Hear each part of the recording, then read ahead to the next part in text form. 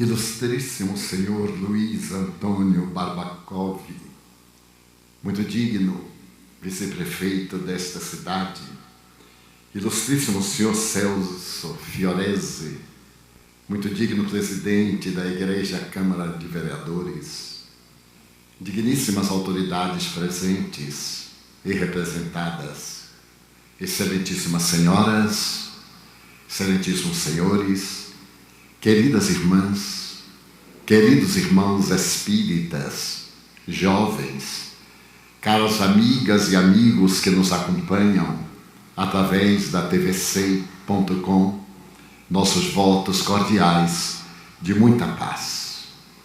Allan Kardec, o egrégio codificador da doutrina espírita, asseverou com propriedade que fé inabalável somente o é aquela que pode enfrentar a razão face a face em todas as épocas da humanidade. Fazia 400 anos que a boca profética silenciara as suas mensagens, dirigidas sempre a Israel. Nesse longo período, uma noite de aflições tombou de maneira especial sobre aquele povo que se considerava eleito pelos céus para a grande tarefa de construir um mundo de fraternidade na terra.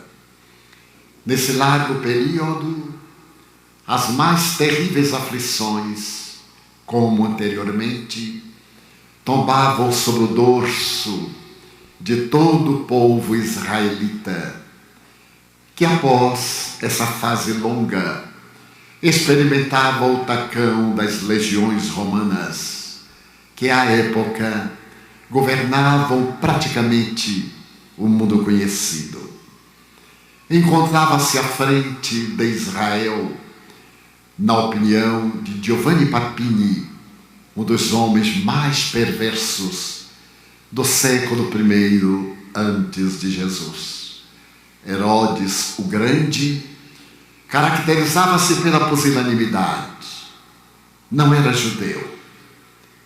A sua vida era assinalada pela soberba, pela ferocidade e pela promiscuidade de natureza moral.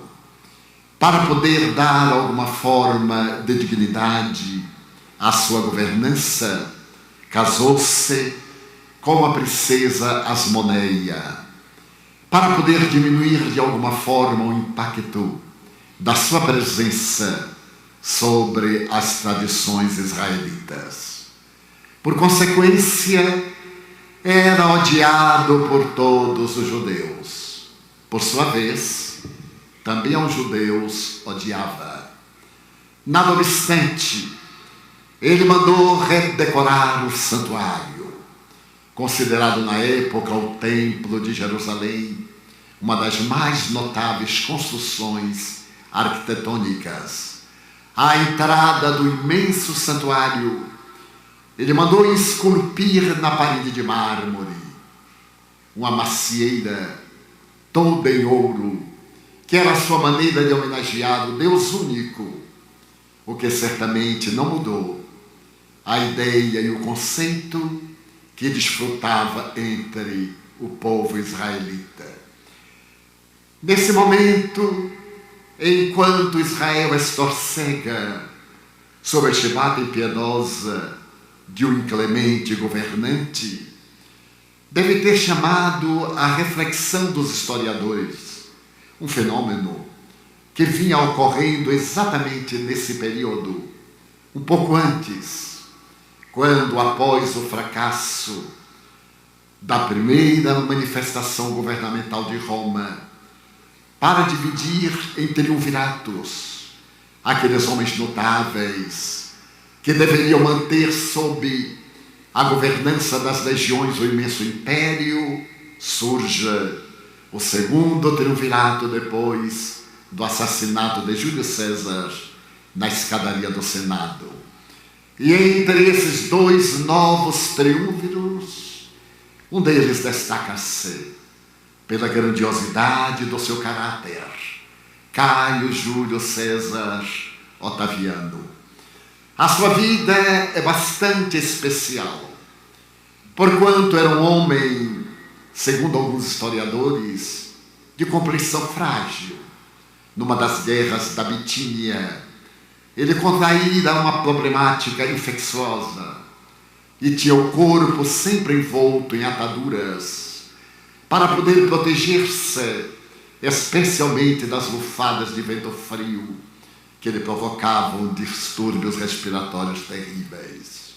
Ao lado disso, esse homem também excelente cabo de guerra, que conseguira vencer Antônio, encontrava-se no fastígio, quando de repente ele teve notícia do comportamento de uma neta, que era o mesmo comportamento de uma das suas filhas muito amadas, que se havia entregado à conduta reprochável de uma pessoa insensata.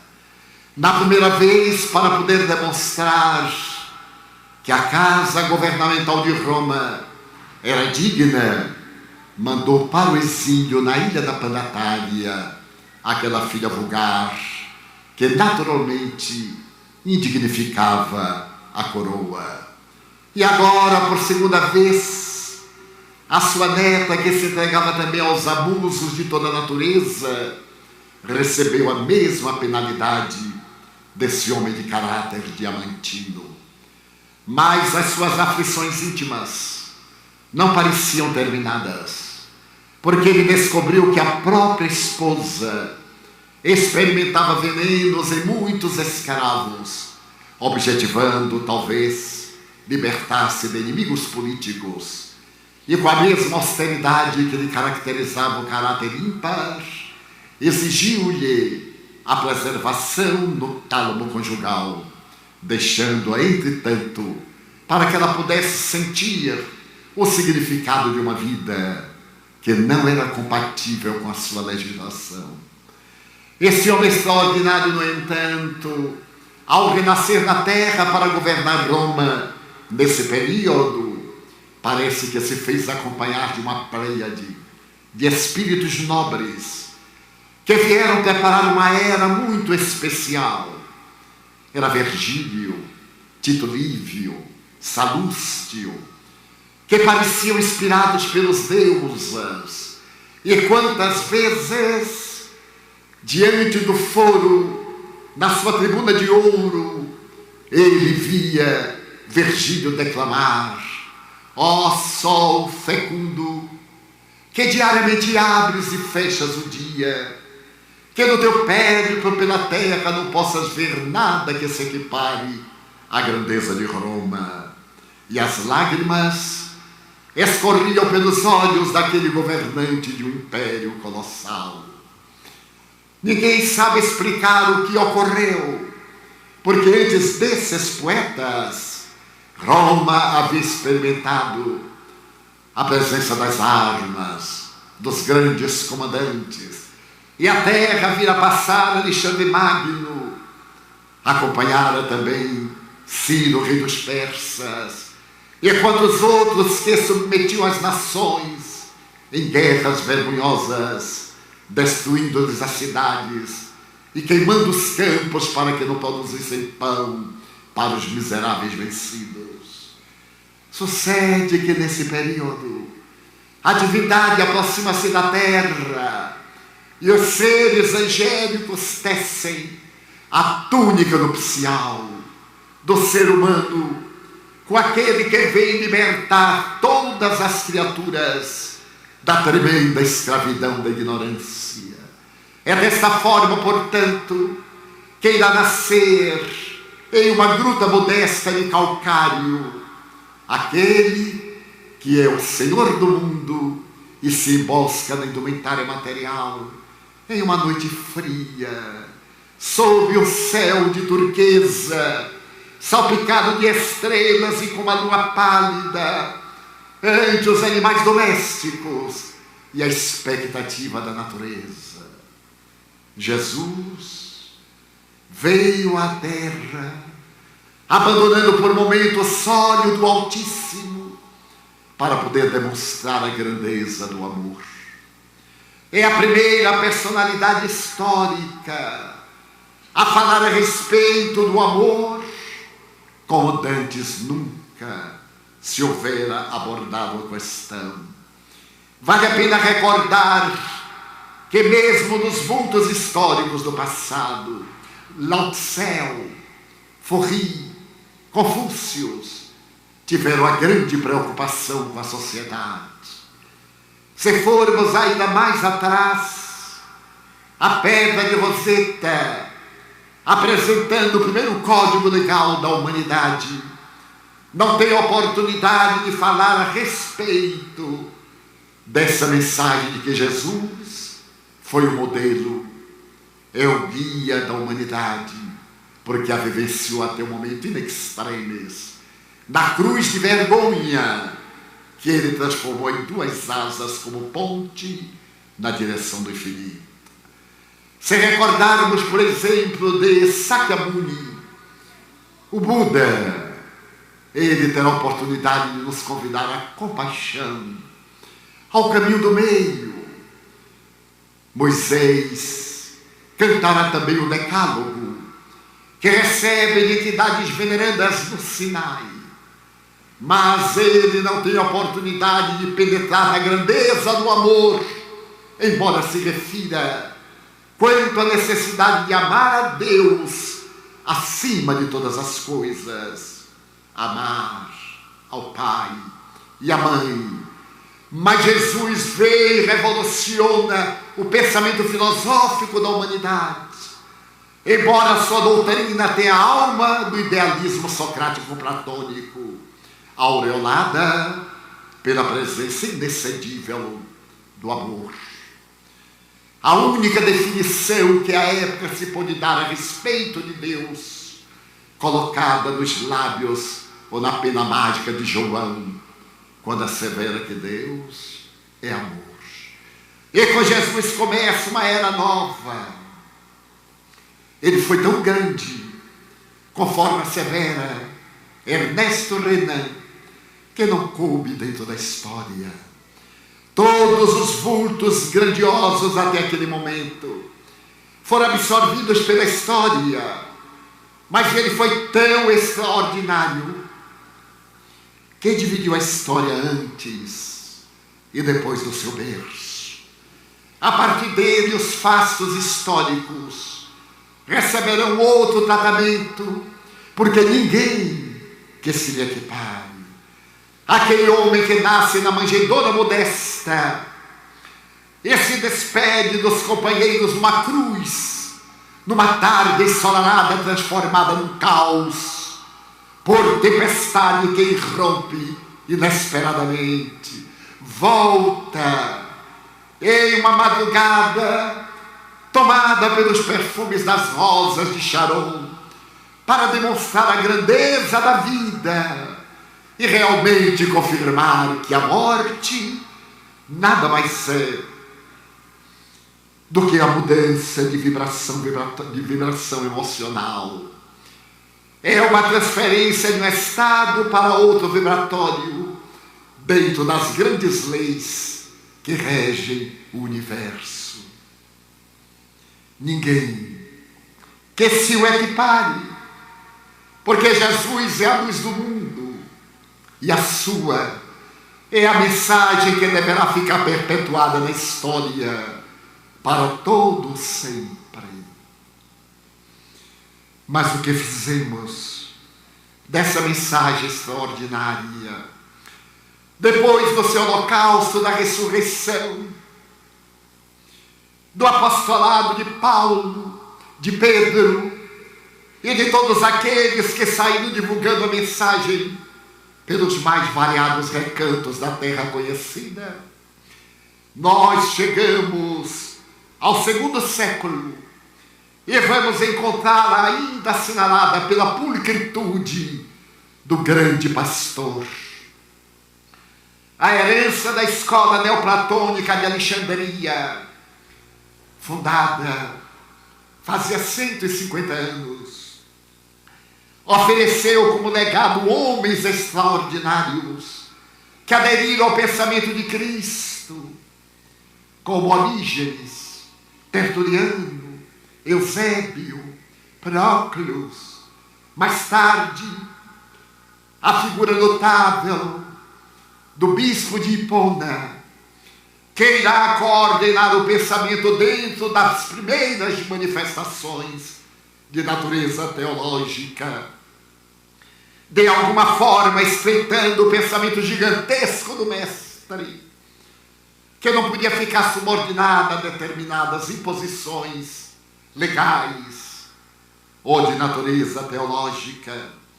Agostinho de Hipona levanta-se para poder apresentar a necessidade de padronizar o pensamento ético de Jesus. E a partir do século IV, com todas as heresias anteriores, culminando por volta de 552, com o segundo concílio ecumênico de Constantinopla, e a declaração de que as doutrinas de Orígenes eram heréticas, a reencarnação é retirada do cristianismo pelo Empáfia de Justiniano, imperador do Oriente, atendendo às necessidades atormentadas de sua mulher, que ele retirara do prostíbulo, e que antes de morrer, em 548, solicitara-lhe que retirasse da doutrina cristã a reencarnação, porque ela não estava disposta a voltar à terra para resgatar o crime hediondo de haver mandado assassinar as suas companheiras de bordel, porque se jactavam de que uma meretriz era então a grande imperatriz do Oriente. A partir desse momento, o pensamento cristão parece sossobrar do oceano das paixões humanas, já um tanto marcado pelo Edito de Milão, de 13 de junho de 313, quando Constantino programou a tolerância para o comportamento cristão. Santo Eusébio teria ocasião de dizer: enquanto os cristãos eram mártires, a doutrina era pura, florescia, encantava as almas. Mas depois que deixaram de ser perseguidos e começaram a receber as facilidades terrestres, olvidaram a porta estreita e adentraram-se pela porta larga da perdição, deixando marcas vergonhosas que a noite medieval que se estabelecera na terra se encarrega de atrasar a cultura e o pensamento por quase 1000 anos. E daquele Jesus dedicado ao amor não ficaram sequer as pegadas luminosas, porque durante a noite medieval a vergonha das cruzadas, a hediondez da Santa Inquisição, a impiedade e indiferença pelas criaturas humanas substituíram as lúcidas e consoladoras mensagens do afável Rabi, que amava as criancinhas e que viera para todos e não apenas para o rebanho, porque ele também tinha ovelhas que a este rebanho não pertenciam. Nada obstante, a misericórdia de Deus, para que não ficassem totalmente apagadas as palavras do inolvidável Rabi, fez que mergulhassem nas trevas medievais a figura inolvidável de Francesco Bernardone, il Poverello, que hoje, dia 4 de outubro, segundo os melhores historiadores, evocamos a sua desencarnação na Porciúncula. Mas também fez que viesse à Terra uma Teresa d'Ávila, o São João da Cruz, o Pedro de Alcântara, para que respingassem na noite imensa as estrelas dos céus, falando sobre a misericórdia de Deus e a compaixão. Até que Lutero, no século XVI, se levantasse para profligar contra a imoralidade da venda, das indulgências, e através do seu protesto abrisse espaço para que o Evangelho pudesse ser restaurado e alcançasse o mundo e os corações, o que certamente não conseguiu, por causa também da sua Inquisição, quando apoiado pelos príncipes alemães, que maltratavam o poviléu, que desrespeitavam os direitos à terra e perseguiam os agricultores, experimentando Lutero as perseguições inclementes, irá bradar: matem também a todos os inimigos, conforme excelentes historiadores da atualidade. E a mensagem que parecia candidata a libertar as consciências humanas, novamente mergulha no caos das criaturas humanas. A renascença italiana tenta restabelecer na terra a beleza, trazer a poesia, a arte, a música, aquelas doutrinas que faziam parte da cultura greco-romana do passado. E quando de Alba, depois da Contra-Reforma, o século XVII, nasce no ano de 1623, na França, Blaise Pascal. Esse notável espírito que foi um gênio aos 4 anos de idade. Alguns historiadores e biógrafos dizem que ainda nesta infância, do seu quarto de dormir na parede, Pascal procurava decifrar e logrou até a 34ª proposição de Euclides, sem nunca ter lido livros, nem ter tido qualquer mestre. Esse místico e um dos pais da matemática moderna, portador de uma visão transcendental, deixa também o legado da sua fé cristã, da célebre obra Les Pensées, os pensamentos. E ao desencarnar, em 1662, com 39 anos apenas, ele deixa um legado de uma frase memorável que nos chama a atenção nesse momento de crueza, de desafios da sociedade contemporânea. Assevera Blaise Pascal: a sociedade encontra-se em uma situação difícil neste momento, numa encruzilhada. De um lado, le prix de géométrie, a razão, a lógica, esse espírito do discernimento. Do outro lado, le prix de finesse, que nós traduzimos como gratidão. E que é necessário que esses dois espíritos caminhem lado a lado para poderem lograr a sua perfeita união, le prix de cœur, o sentimento profundo do coração. Porque se a sociedade descuidasse de le prix de finesse, as criaturas humanas devorar-se-ão. O século XVII é exatamente o século que assinala uma grande mudança histórica, quando os grandes pensadores Hobbes, Gassendi e Locke propõem a separação entre fé e investigação à época empírica. É necessário abandonar qualquer tipo de crença religiosa para poder investigar a criatura humana, para entender a origem do cosmos. Naqueles dias, o sistema heliocêntrico saía da ignorância medieval. Galileu Galilei havia demonstrado que a Terra era móvel e girava em torno do Sol, que era o rei com o séquito à sua volta.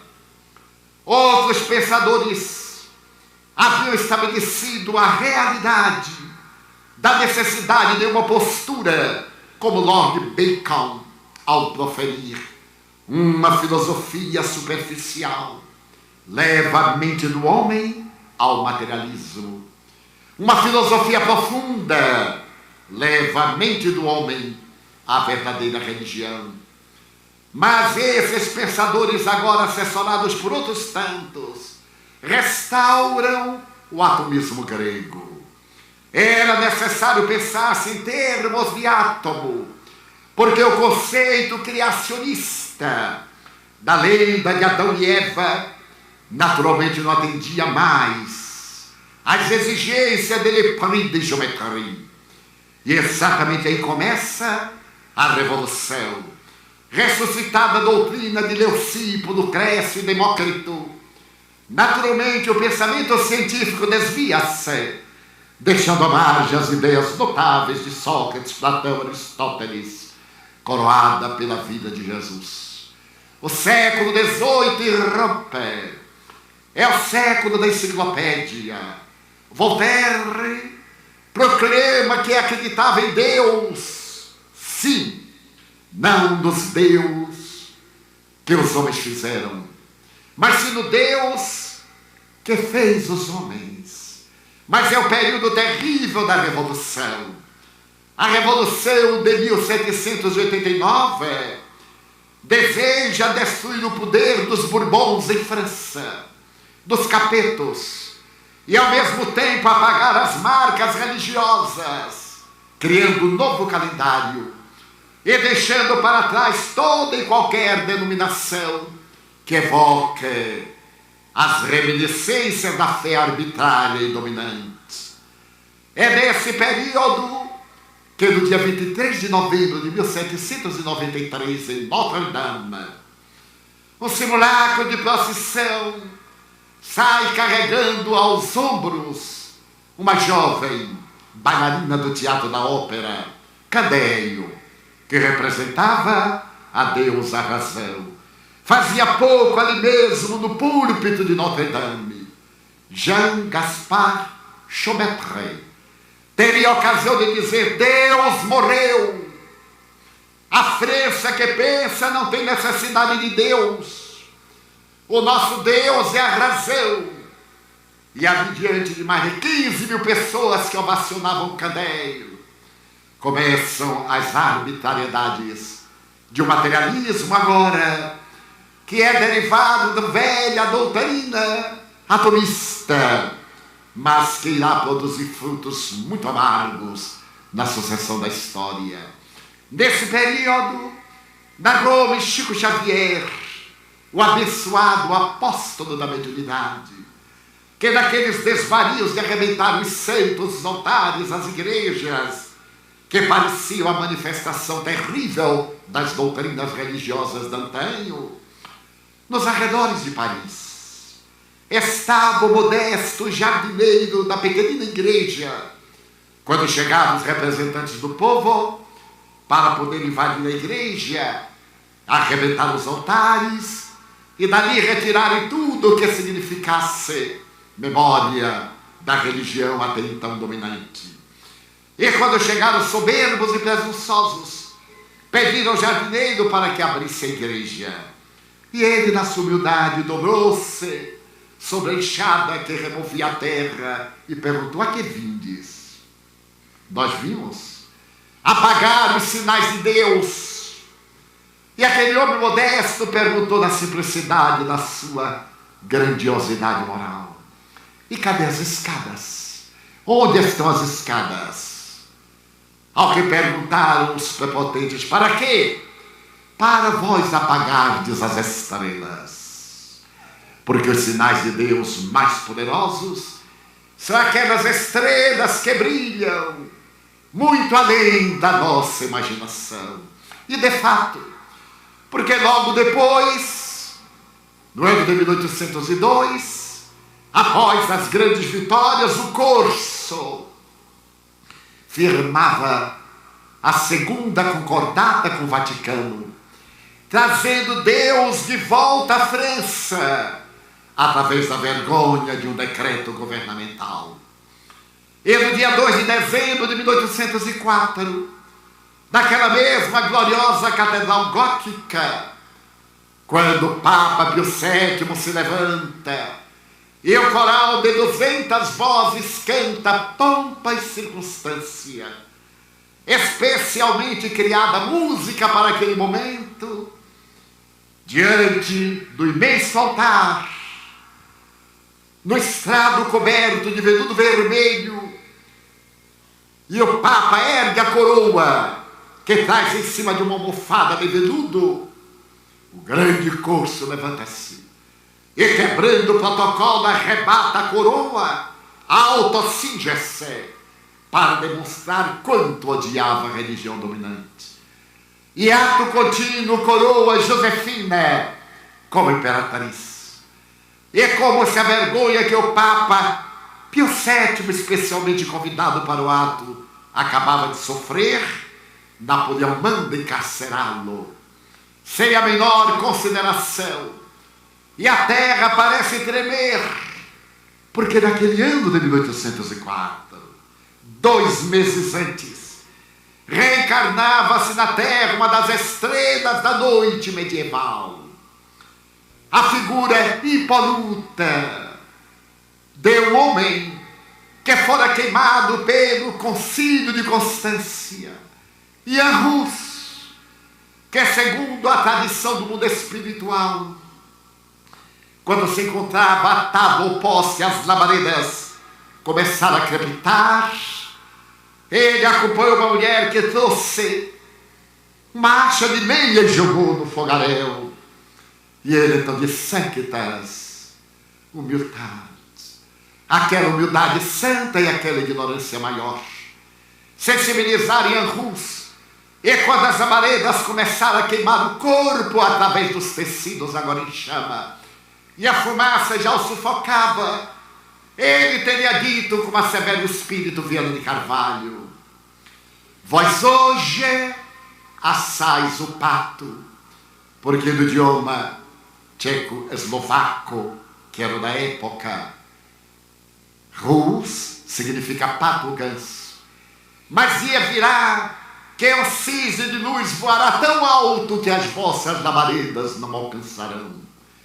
Era o dia 3 de outubro desse ano de 1804 em Lyon, quando se reencarna esse mesmo espírito de Jan Hus na figura portentosa de Hippolyte Lyon de Nizar Rivail, cuja data de aniversário, 209 anos, celebramos no dia de ontem. Que curioso!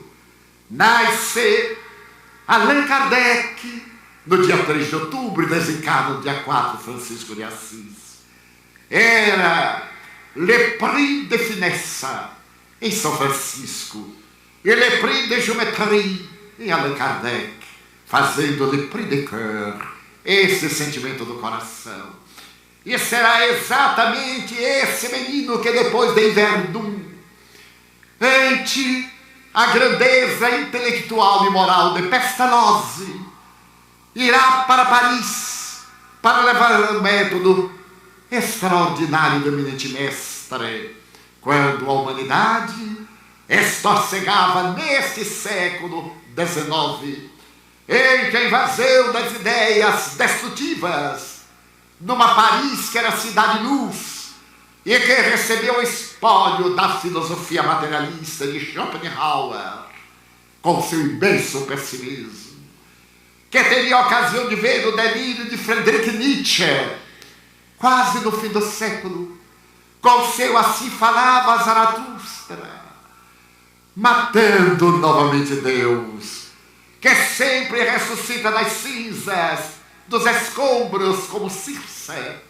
para pairar acima da pequenez humana no infinito nos seus penetrais.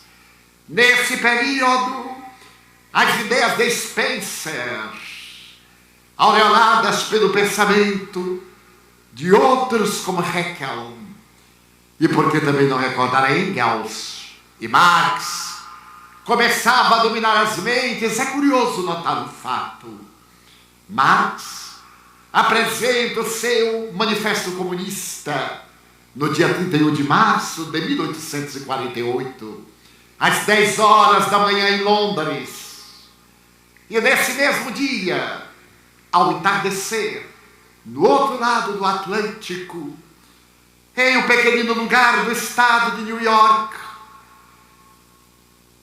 duas meninas e sua família têm a maior dificuldade de dormir naquele cottage de madeira, porque sons especiais e ruídos tormentosos vêm inquietando a família desde há muito, mas especialmente nesta noite, quando se trava o grande diálogo entre o mundo físico e o mundo transcendental.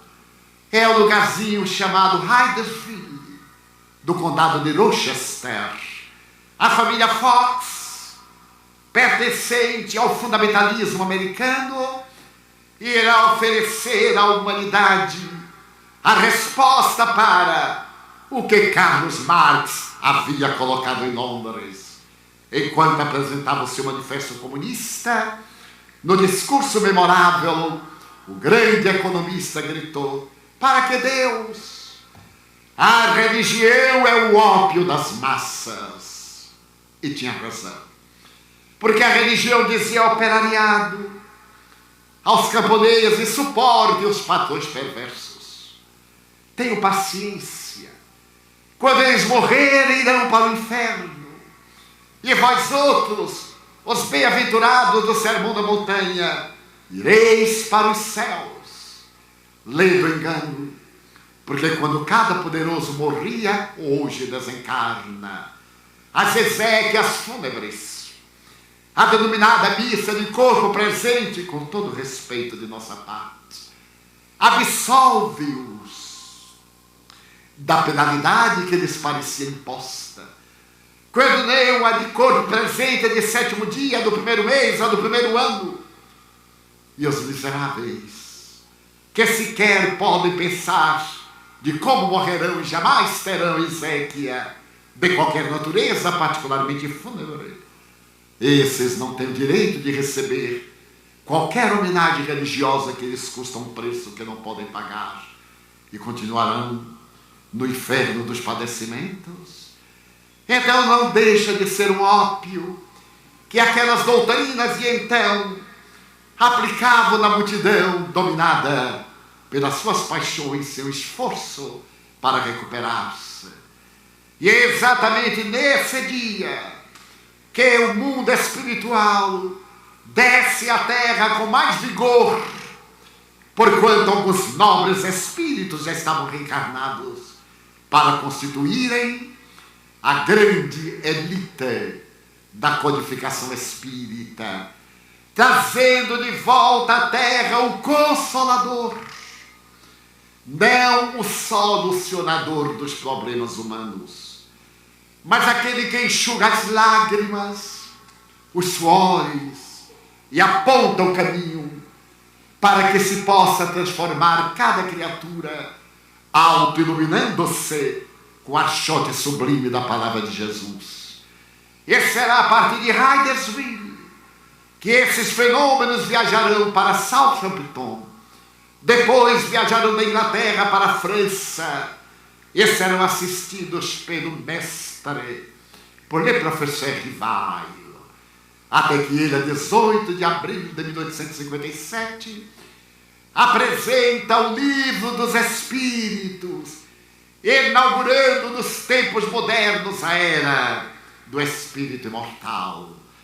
O Livro dos Espíritos vem com uma filosofia que consegue elucidar os enigmas do pensamento, matar as velhas interrogações, responder aos quesitos que Édipos, na estrada de Tebas, atender à esfinge ao lhe perguntar quem é que pela manhã caminha em 4 patas, ao meio-dia em 2 e ao entardecer em 3. E Édipos responde que é o ser humano, engatinha, é bípede, e no peso dos anos apoia-se no bordão, no bastão para sobreviver.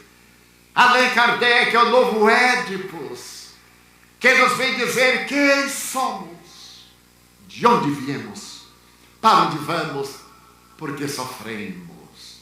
As 3 interrogações, até então sem respostas, E o Espiritismo desdobra a sua proposta luminífera sobre a terra, consolando e guiando as almas que têm sede da verdade, que padecem na escuridão e encontram agora a sua estrela polar na condição de guia. Logo depois, em 1861, apresenta o mais notável tratado de natureza paranormológica de que se tem notícia, o Livro dos Médiuns, estudando a peregrina faculdade humana de entrar em contato com o mundo transcendental, esse mundo espiritual no qual nos encontramos mergulhados, nada obstante a indumentária carnal. E em 1864, a imitação do Evangelho segundo o Espiritismo, cujo Sesc centenário estaremos celebrando a partir de janeiro do próximo ano. E nesse livro inolvidável, o insigne mestre coloca como prefácio a mensagem grandiosa do Espírito de Verdade, quando diz: os Espíritos do Senhor, que são as virtudes dos céus, qual imenso exército que se movimenta ao receber as ordens do seu comando, espalhando-se por toda a terra, assemelham-se a estrelas cadentes que vêm iluminar os caminhos e abrir os olhos aos cegos. Eu vos digo em verdade, prossegue, que são chegados os tempos em que todas as coisas vão de ser restabelecidas no seu verdadeiro sentido, para dissipar as trevas, confundir os orgulhosos e naturalmente glorificar os humildes.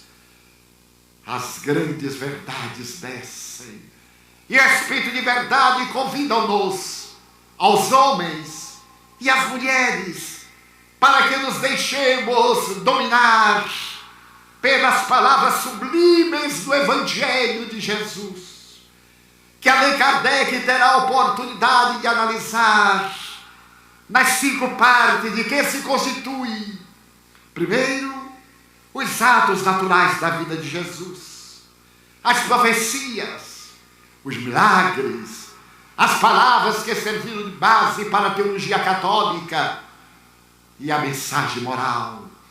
Ele deixa mais os 4 primeiros desígnios ou paradigmas para poder dedicar-se à lei moral, que é a lei que vija no universo. E nos apresenta Jesus de volta para atender às necessidades do mundo, para poder consolar os corações. E repete as dúlcidas parábolas inolvidáveis do bom samaritano, uma das mais belas lições de psicologia de todos os tempos.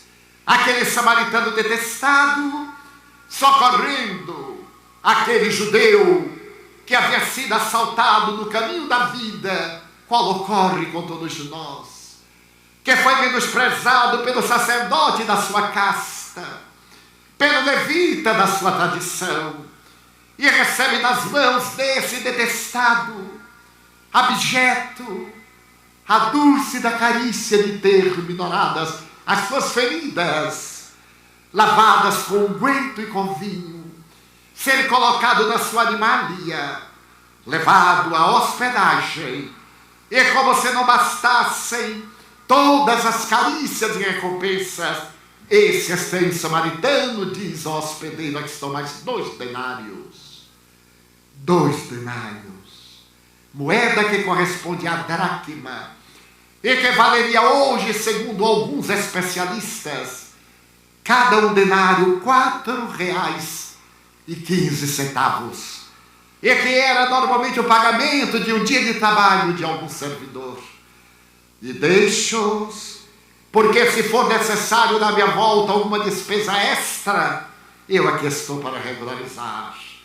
que é de seu de extraordinária misericórdia, de bondade, de sabedoria.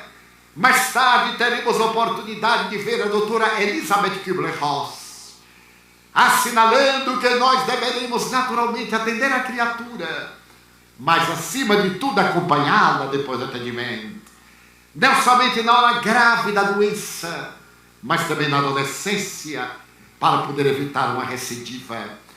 Esse samaritano era, sem dúvida, um verdadeiro cristão, como dirá Kardec a respeito daqueles que são espíritas pelo coração, que não conhecem a doutrina na sua filosofia, na sua experimentação, mas têm na intimidade do ser que são, através da grandeza moral do seu comportamento. Esse evangelho retorna, e em toda parte da terra as estrelas do mundo espiritual comunicam-se, convidando as criaturas à sua transformação moral como condição essencial, porque se reconhece o verdadeiro espírita pelo esforço que empreende para ser hoje melhor do que ontem, amanhã melhor do que hoje, lutando sempre contra as suas más inclinações. Que extraordinário Allan Kardec! Ele não diz que o espírita é aquele que já conseguiu o êxito da autoiluminação, mas é todo aquele que está lutando. Então sou um espírita imperfeito, sem dúvida, espírita porém que sou, pela convicção e pela conduta que tento impor-me à luz do evangelho restaurado de nosso Senhor Jesus Cristo. É esse evangelho que o Espiritismo hoje traz para atender às necessidades éticas, estéticas, morais, sociológicas, culturais, psicológicas, da criatura humana que pôde interpretar os grandes enigmas do macrocosmo, ainda em escala reduzida, que penetrou no microcosmo e pode deter o boson de Higgs, como sendo a assinatura de Deus na sua obra, mas cujo desenvolvimento moral ainda rasteja na intimidade dos paus da sua própria existência. Mas volta Jesus, porque o Espírito de verdade, conforme podemos depreender, é o próprio Jesus, que retorna às ovelhas transfiadas de Israel, como no passado, para proclamar o período do amor. E quando vemos hoje os modernos psicoterapeutas, psiquiatras, estudiosos do câncer, proclamarem que o amor é a mola mágica da vida e é a grande solução para os problemas humanos. O amor parece que sai da velha teologia, deixa de ser uma virtude teologal para ser uma psicoterapia. Quem ama não adoece. Diz alguns notáveis estudiosos da saúde: quem ama pode ter doenças, mas se não torna doente, porque doente está e se encontra quando agasalha o ódio, o ressentimento, quando dá lugar à vingança, quando se permite o luxo de vivenciar as más inclinações. Mas quando se abre ao amor, à ternura, ao encantamento, a vida adquire um sentido todo especial. É por isso que o Evangelho do Mestre tem regime de urgência. Torna-se-nos inevitável fazer uma viagem de volta ao Sermão da Montanha, a sinfonia inacabada que foi cantada naquele monte que era um monte qualquer e que a partir daquele instante tornou-se um símbolo da Era Nova. É indispensável que nós, os cristãos, deixemos-nos embriagar pelo licor sublime da palavra de Jesus e, encantados pelo seu verbo, selado pelo seu exemplo, voltemos a conjugar o verbo amar realmente, não só ao enunciá-lo, mas especialmente ao vivê-lo no lar, entre os parceiros, com os filhinhos, que muitas vezes são deixados à margem pelos pais ávidos de ganhar mais para dar coisas, porque não têm a coragem imensa de dar-se a si mesmos, de remunerar funcionários de alto custo para cuidar da prole que a eles deve e cabe o direito e o dever de atender, ou modernamente os funcionários virtuais e televisivos, que podem apresentar as melhores técnicas, mas não são capazes de amar, porque o amor é um sentimento sublime que brota como a origem de Deus que está em nós, porque somos dos trigênitos, da divina luz gerados, e é natural que essas almas que nos são confiadas recebam o elixir de longa vida da nossa ternura, da carícia, que cada vez mais escasseia nas famílias, do devotamento, do sacrifício. Nunca me cansarei de recordar de minha mãe. Permitam-me a licença. Quando eu contava 4 anos e meio para 5, uma família volumosa, éramos então 12 irmãos vivos, com meus pais 14, à mesa modesta. Depois daquele período do crack de Nova York, quando meu pai perdeu tudo, ele era exportador de folha de tabaco, e foi quase levado à indigência. E eu vi a minha mãe estoica e analfabeta, sentada à mesa, porque eu era o filho menor, o último, ali ao seu lado, enquanto nos alimentávamos, ela tomava café negro. No máximo se permitia colocar farinha para fazer o especial mingau. E um dia, na minha ingenuidade, eu perguntei: mãe, por que a senhora não come? E ela disse: porque tomo café. E por que toma café? Porque tira a fome. E por que a senhora quer que tire a fome?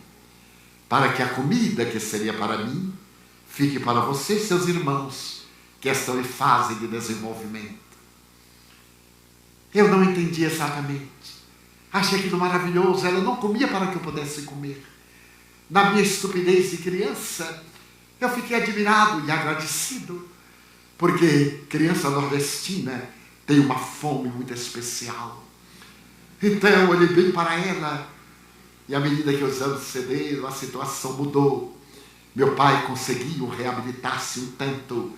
O alimento era farto à mesa, ela também se nutria. Eu então, aos 6 anos de idade, prometi-me que toda a minha vida, durante toda a minha vida, ninguém passaria fome ao meu lado sem que eu não pudesse intervir em homenagem àquela mãe que passava fome para que seus filhos não experimentassem a rudeza da ausência do alimento. E Deus me permitiu a honra de poder estar ao lado de pessoas esfaimadas de pão, esfaimadas de luz, esfaimadas de amor, necessitadas de solidariedade, de educação, e com um grupo de companheiros estoicos, envolvemos-nos nesta revolução de l'esprit de finesse, para poder termos um dia a paz do coração. É necessário, portanto, que esse amor renasça no coração das famílias, maior convivência, especialmente com os filhos na idade da transição, no período da adolescência, quando vem a irrupção dos hormônios sexuais, dos órgãos anexos. Eles necessitam de orientação da palavra do pai ao filho masculino, da presença da mãe à filha, para poder evitar que vão fazer perguntas perturbadoras a colegas perturbados e sejam adotados pelos traficantes do crack, pelos traficantes de drogas ilícitas.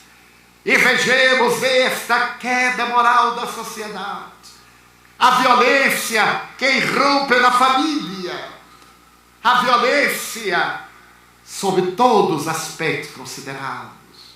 Lamentável e dolorosamente a violência do coralho branco, especialmente esta que deveria ser o exemplo como Otaviano impôs, que a dignidade deve estar na casa da governança, para que o povo, tendo governantes dignos, possam imitá-los.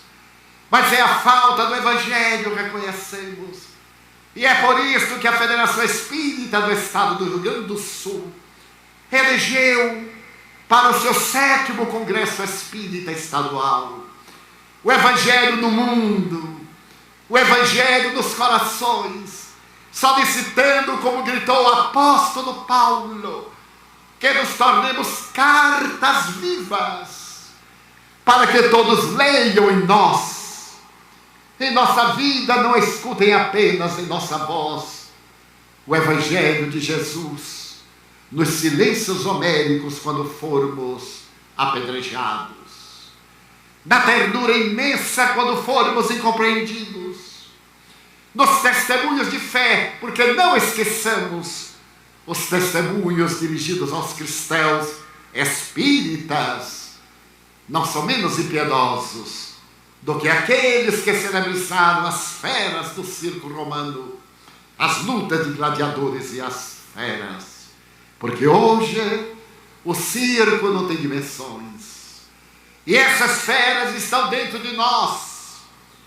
É a nossa sombra junguiana, são as nossas paixões que necessitam ser domesticadas, para que possa cantar a palavra dúlcida do amigo de quem não tem amigos. Foi Humberto de Campos Espírito que escreveu pelas mãos santificadas do apóstolo Xavier, e que narraremos ao sabor da própria emotividade. Era o cair de tarde em Jerusalém, era o mês de Nisan, a primavera dava gargalhada de flores, especialmente as rosas de Sharon, desabrochavam em abundância, quando um homem esguio, sentado na escadaria do templo em Jerusalém, olhava o vale do Cedrão e naturalmente o jardim das oliveiras ali de frente. A terra apagava as suas luzes, porque o leque de plumas douradas do sol fechava-se no poente, deixando irisadas as nuvens que os braços do vento carregavam suavemente na direção do crepúsculo, quando uma jovem mulher, de aparência babilônia, passa diante daquele homem fascina-se com a irradiação que dele se exterioriza. Era uma vendedora de ilusões. Corrige o traje, melhora os cabelos ajaezados por pedras preciosas, e dando a voz uma tonalidade de ternura, diz-lhe: Nazareno, eu sei que tu és o Nazareno. A tua barba e os teus cabelos denunciam-te. Hoje é dia de meu aniversário. Eu gostaria de convidar-te para que sejas o meu hóspede especial.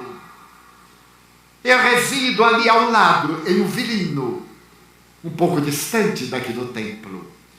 E começarei a minha festa.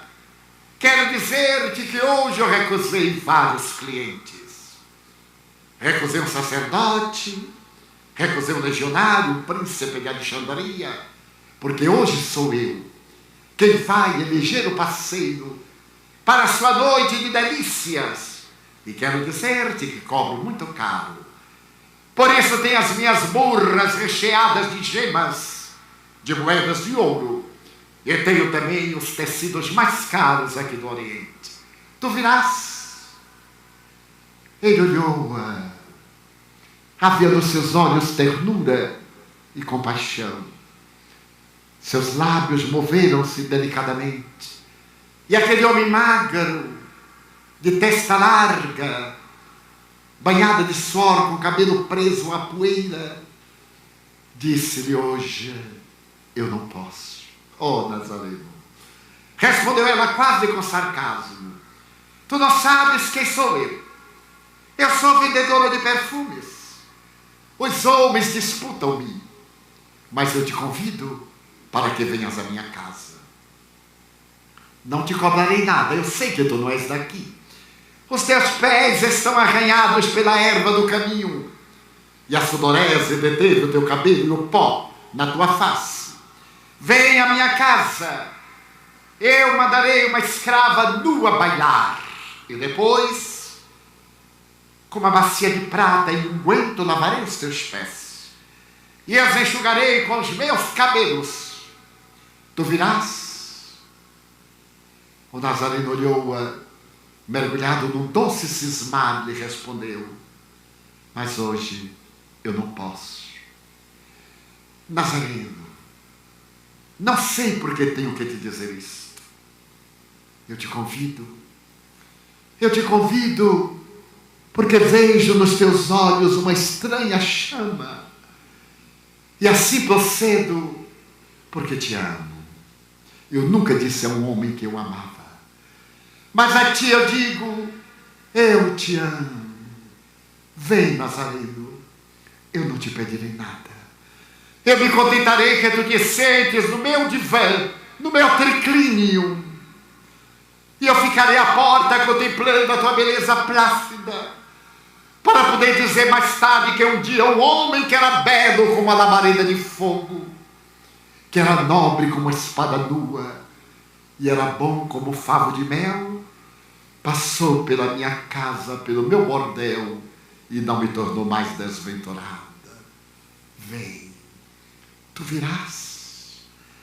Ele levantou-se, os zigomas da face salientes, delgado, 1,75 m, talvez 78, dizem. Estendeu as mãos com ternura e disse: hoje eu não posso, mas eu te prometo, um dia que não está longe, nem muito perto, eu te atenderei ao convite, irei ter contigo. Não quero. Se não vieres hoje, não voltes nunca mais. E saiu revoltada, consertando a indumentária, e desapareceu na esquina do templo. A noite caiu sem preâmbulos. E 2 anos depois, em um amanhecer do mês de Kislev, setembro, outubro, estava ele no poço de Betesda, ali nas piscinas, quando uma mulher veneranda acercou-se-lhe e falou-lhe alguma coisa ao ouvido e perguntou-lhe: tu irás? Sim, eu irei contigo. A mulher tomou-lhe da mão, fez que ele atravessasse uma ravina, e numa cova no monte ali, a mulher disse: aí dentro, Senhor. Ele adentrou-se. O claro escuro produziu um choque no nervo luminoso, no nervo óptico. Ele estendeu as mãos e foi às apalpadelas na direção de um gemido. Seus níveos dedos penetraram em cabeça marcada pelo pulso, e os cabelos largavam na ponta dos seus dedos.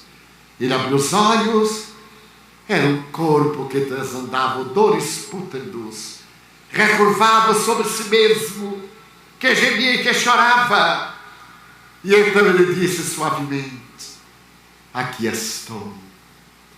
Daquele monturo humano levantou-se uma cabeça, limpou os olhos em 2 chagas.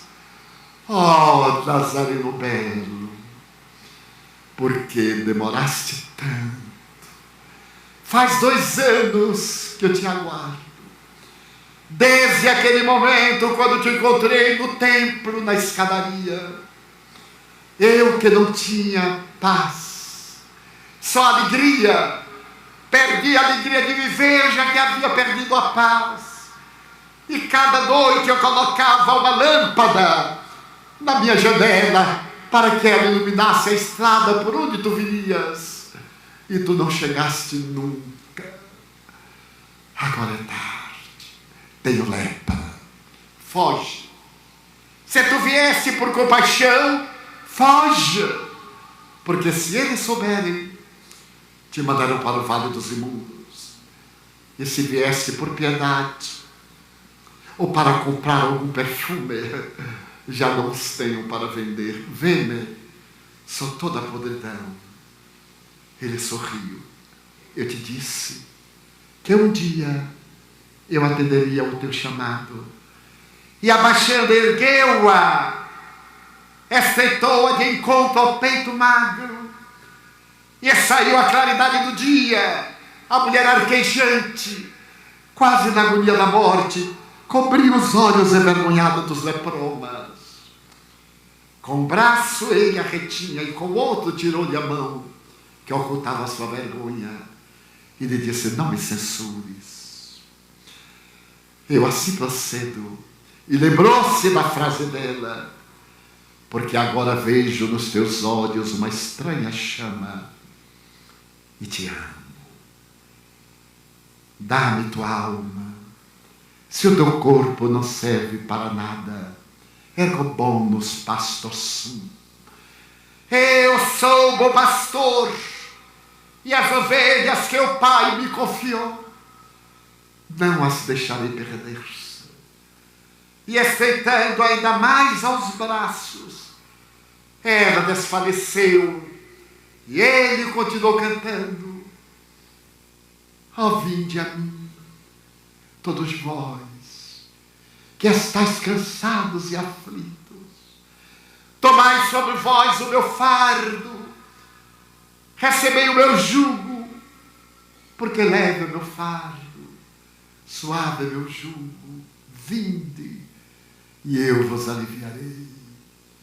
Ó Jesus, 20 séculos depois, ainda estamos na postura da pobre meretriz. Nós te pedimos para que venhas à nossa casa para te oferecermos tapetes raros e joias, especiarias, quando tu apenas queres o amor, que ainda não sabemos te dar. Por isso a irmã dor aloja-se-nos no coração, para que despertando possas ver nos nossos olhos, de maneira diferente e refletida, a claridade sublime do amor. E nesses dias de tanta perversidade, de tanta indiferença, em que a tua mensagem agora vai sendo divulgada e cresce para atender as almas, permite-me dizer-te da emoção que me invade, sem reclamar, e da gratidão que me toma, sem qualquer sentimento de outra natureza, dizendo ao Pai: ó Senhor, muito obrigado por tudo que me deste, por tudo que me dás. Obrigado pelo ar, pelo pão, pela paz. Obrigado pela beleza que os meus olhos veem no altar da natureza. Olhos que fitam o céu, a terra e o mar, que acompanham a ave ligeira que voa fagueira pelo céu de anil e se detém na terra verde salpicada de flores em tonalidades mil. Muito obrigado, Senhor, porque eu posso ver meu amor, mas diante da minha visão eu me percebo contemplando os cegos que se debatem na escuridão, que choram na solidão, que sofrem na multidão. Por eles eu oro, e a ti eu imploro com miseração, porque eu sei que depois desta lida, na outra vida eles também enxergarão. Muito obrigado pelos ouvidos meus, que me foram dados por Deus, ouvidos que ouvem o tamborilar da chuva no telheiro, a melodia do vento nos ramos do ormeiro e as lágrimas que vertem os olhos do mundo inteiro. Ouvidos que ouvem a música do povo que desce do morro na praça a cantar. A melodia dos imortais ouve-se uma vez e não se esquece jamais. Pela voz melodiosa, canora, melancólica do boiadeiro, e a dor que geme, que chora no coração do mundo inteiro. Pela minha faculdade de ouvir, deixa-me pelos surdos pedir, porque eu sei que depois desta prova, na vida nova, eles voltaram a ouvir. Obrigado pela minha voz, pela sua voz, pela voz que canta, que ama, que legisla, que ensina, que alfabetiza, que trauteia uma canção, pela voz que teu nome profere, conduz-se da emoção, para diante da minha sinfonia, Eu me dou conta daqueles que sofrem de afasia, que não falam de noite, que não cantam de dia.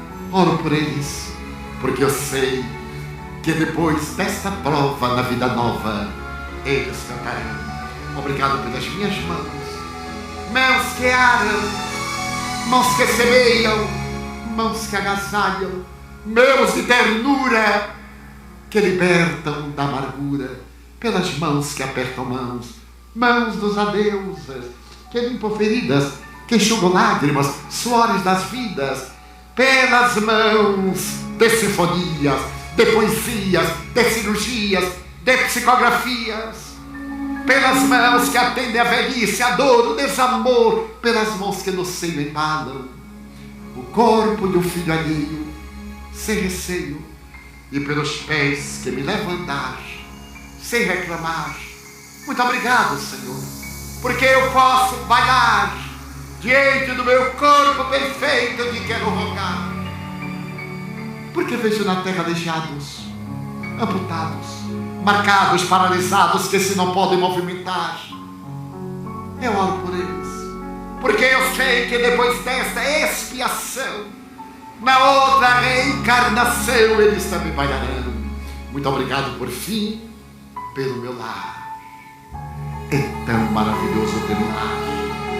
Não é importante se esse lar é uma mansão ou uma favela, um ninho, uma tapera, um gravato de ouro, um bangalô, uma casa no caminho, seja lá o que for, mas que dentro dele exista a presença do amor, amor de mãe ou de pai, de mulher ou de marido, de filho ou de irmão, a presença de um amigo, alguém que me dê a mão, pelo menos a companhia de um cão.